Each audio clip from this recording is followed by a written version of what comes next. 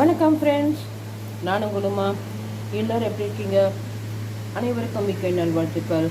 இன்றைக்கி நம்ம ஒரு அட்டகாசமான ஃபிஷ் ஹெட் கறி தான் செய்ய போகிறோம்.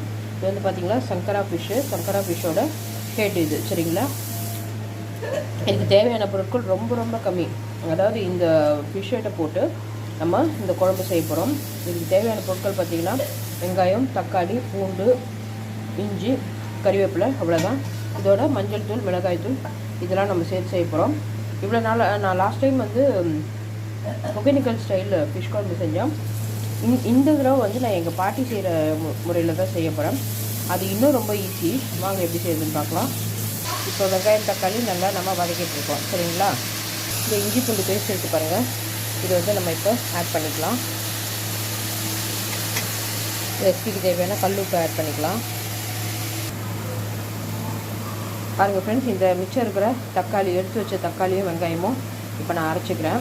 யூஸ்வலாக நான் இது வறுத்து தான் அரைப்பேன், ஆனால் இன்றைக்கி வறுக்காமல் அரைக்கிறேன். பச்சையாக இருக்கிறதால நீங்கள் பயப்பட வேண்டாம், ஐயோ குழம்பு எப்படி இருக்கும் அப்படின்னு சொல்லிட்டு. குழம்பு டேஸ்ட்டு சூப்பராக இருக்கும், சரிங்களா?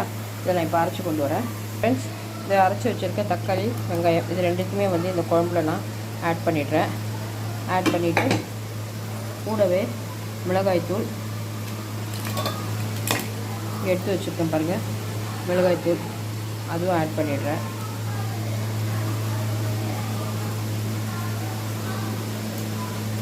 இங்கே மஞ்சள் தூள் இருக்குது பாருங்கள், அதுவும் ஆட் பண்ணிடுறேன். இது எல்லாமே வீட்டில் அரைச்சது தான், சரிங்களா?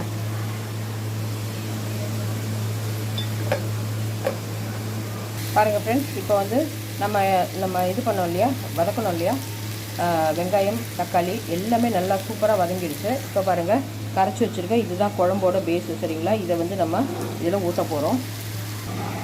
பாருங்கள் ஃப்ரெண்ட்ஸ், இப்போ இந்த குழம்பு வந்து நம்ம இதில் சேர்த்தாச்சு. இது கொதித்து இந்த நம்ம ஊற்றின எண்ணெய்லாம் மேலே வரணும். அதே சமயத்தில் நீங்கள் வந்து இந்த உப்பு மட்டும் செக் பண்ணிக்கோங்க, சரிங்களா? உப்பு கரெக்டாக இருக்கான்னு செக் பண்ணிக்கோங்க. ஸோ தட் நம்ம ஃபிஷ்ஷு போடும்போது ஃபிஷ்ஷு நல்லா ஊறி வரும், ஓகேங்களா? பாருங்கள் ஃப்ரெண்ட்ஸ், இப்போ குழம்பு நல்லா கொதிச்சிட்ருக்கு. நான் ஊற்றினதை விட எவ்வளோ குறைஞ்சிருக்கு பார்த்தீங்களா? இந்த கன்சிஸ்டன்சி பாருங்கள், அரௌண்ட் ஒரு 1 இன்ச்சுக்கு குறைஞ்சிருக்கு. அந்தளவுக்கு சுருண்டுருக்கு. இன்னும் வந்து இது ஒரு 5 நிமிஷம் சுருண்டணும். சுருண்ட பிறகு நம்ம வந்து எடுத்து வச்சுருக்க ஃபிஷ்ஷை போட்டுடலாம், சரிங்களா?